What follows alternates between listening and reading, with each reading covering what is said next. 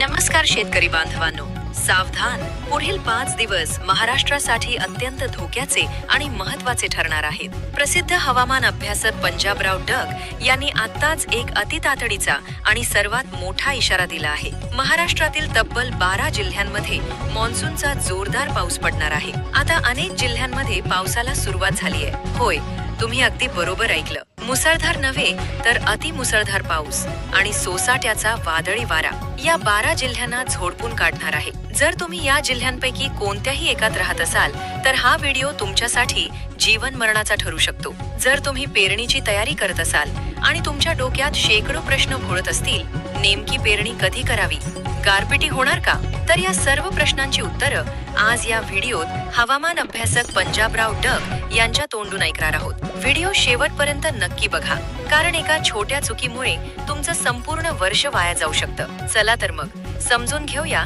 सध्याची महाराष्ट्रातील मान्सूनची परिस्थिती. पंजाबराव डग यांच्या ताज्या अंदाजानुसार मान्सूनने महाराष्ट्राच्या अनेक भागात वेगाने प्रवेश केला आहे. कोकण, दक्षिण महाराष्ट्र आणि मराठवाड्याच्या काही भागात मान्सूनच्या सरी कोसळत आहेत. पण खरी चिंता आहे ती पुढील 5 दिवसांची.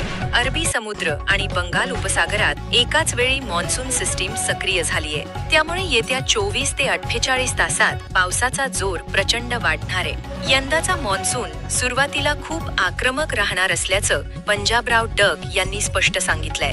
म्हणून शेतकऱ्यासह पंजाबराव डग यांच्या अंदाजानुसार पुढील 5 दिवसात या जिल्ह्यांमध्ये वादळी वाऱ्यासह मुसळधार ते अतिमुसळधार पावसाचा इशारा आहे. पहिल्या क्रमांकाचा जिल्हा येतो छत्रपती संभाजीनगर आणि दुसरा जिल्हा आहे जालना.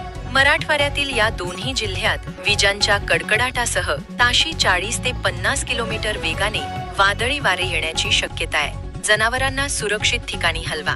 तिसरा जिल्हा येतो बीड आणि चौथा जिल्हा आहे लातूर. या भागात ढगफुटी सदृश पाऊस होऊ शकतो. कमी वेळेत प्रचंड पाऊस पडल्याने नदी नाल्या पूर येण्याची भीती आहे. 5वा जिल्हा आहे धाराशिव. सलग 3 दिवस मुसळधार पावसाचं सावट. 6वा जिल्हा येतो सोलापूर आणि 7वा जिल्हा आहे सांगली. पश्चिम महाराष्ट्रातील या 2 जिल्ह्यात वादळी वाऱ्यासह गारपिटीची दाट शक्यता आहे.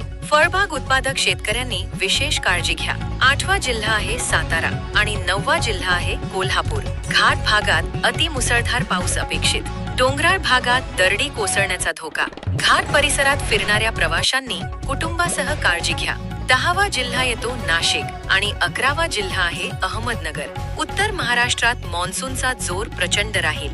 विजा पडण्याच्या घटना घडू शकतात. शेवटचा आणि सर्वात महत्त्वाचा जिल्हा येतो पुणे. पुण्याच्या ग्रामीण भाग आणि घाट माथ्यावर मुसळधार ते अतिमुसळधार पाऊस सातत्याने पडेल. हे सर्व 12 जिल्हे रेड आणि ऑरेंज झोन मध्ये आहेत. पण उर्वरित महाराष्ट्रात पाऊस पडणार नाही असंही नाही. कोकणातील सिंधुदुर्ग, रत्नागिरी, रायगड, मुंबई, ठाणे भागात समुद्र खवळलेला राहील. मुसळधार पाऊस सुरूच. मच्छीमारांनी समुद्रात जाणं टाळावं. विदर्भातील नागपूर, वर्धा, अमरावती, अकोला आणि यवतमाळ या भागात सकाळी कडक ऊन, संध्याकाळी अचानक ढग दाटून येऊन वादळी पाऊस येण्याचा इशारा आहे. म्हणजेच जरी 12 जिल्ह्यांमध्ये अतिधोका असला तरी संपूर्ण महाराष्ट्र सध्या पावसाच्या छत्राखाली आहे. शेतकरी मित्रांनो, पंजाबराव डग शेतकऱ्यांचे हित सतत डोळ्यासमोर ठेवून अंदाज देतात. त्यांनी हात जोडून विनंती केली आहे, घाईघाईनं पेरणी करू नका. पहिला पाऊस पडला की लगेच पेरणी करण्याची सवय सोडा.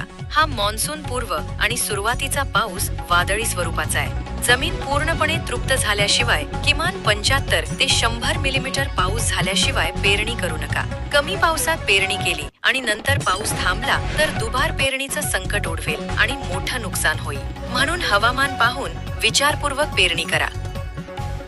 जीव वाचवण्यासाठी हे महत्त्वाचे सल्ले लक्षात ठेवा. विजा कडकडत असताना झाड किंवा विजेच्या खांबाजवळ उभे राहू नका. शेतात काम करताना विजांचा आवाज आला की तात्काळ पक्क्या इमारतीत आश्रय घ्या. विजा सुरू असताना मोबाईल चार्जिंग किंवा फोनवर बोलणं टाळा. जनावरांना उघड्या जागी किंवा झाडाखाली बांधू नका. घाट रस्त्यांवरून प्रवास करताना सावध राहा. शेतकरी मित्रांनो, महाराष्ट्राच्या कोणत्या जिल्ह्यातून तुम्ही हा व्हिडिओ बघत आहात? तुमच्या भागात सध्या काय परिस्थिती आहे? कमेंटमध्ये नक्की सांगा. हा व्हिडिओ तुमच्या गावातील प्रत्येक शेतकरी व्हॉट्सअप ग्रुपमध्ये तात्काळ शेअर करा. एका शेअरमुळे कोणाचंही नुकसान